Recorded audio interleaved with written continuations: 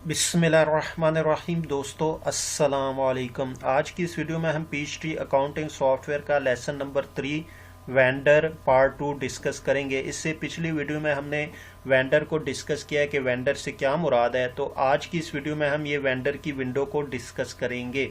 तो सबसे पहले हमारे पास वेंडर आईडी है, यानी जब भी आप पीचट्री में वेंडर को मेंटेन करेंगे तो सबसे पहले आप उसको एक आईडी देंगे।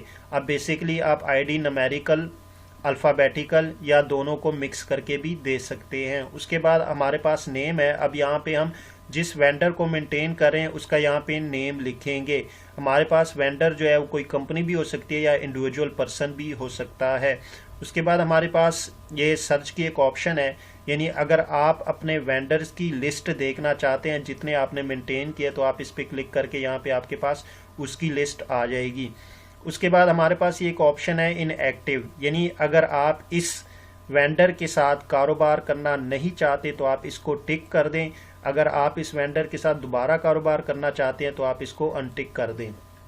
उसके बाद हमारे पास ये कुछ टैब्स हैं, journal tab, purchase, default, custom field और हिस्ट्री। तो सबसे पहले हम जर्नल टैब को डिस्कस करते हैं कि जर्नल टैब से क्या मुराद है।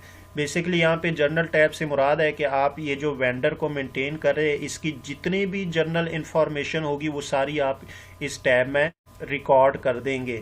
तो सबसे पहले हमारे पास कॉन्टैक्ट है। अब यहाँ पे आप उस शख्स का नाम लिखेंगे कि जिससे आप चीज़ों को परचेज करने के लिए कांटेक्ट करेंगे। अब ये बेसिकली जो पर्सन है ये इस वेंडर का एम्प्लॉई हो सकता है या सेल्स रिप्रेजेंटेटिव हो सकता है। उसके बाद हमारे पास अकाउंट नंबर है, हम इस वेंडर का अकाउंट नंबर यहाँ पे लिखेंगे। उसके बाद एड्रेस है, सिटी, स्टेट और जिप कोड यहाँ पे लिखेंगे इस वेंडर का और कंट्री लिखेंगे।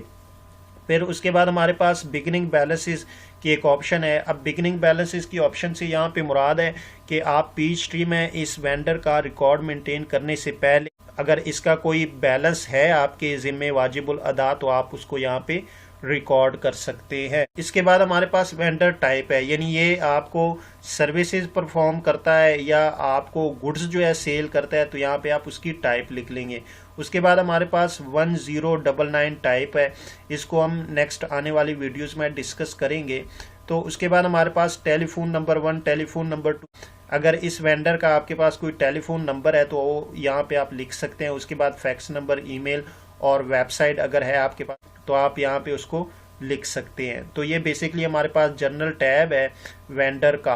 अगर आपके पास इनमें से सपोज हमारे पास कोई भी इंफॉर्मेशन नहीं है तो जस्ट आप यहाँ पे वेंडर आईडी और नेम लिख के भी उसको आप सेव कर सकते हैं।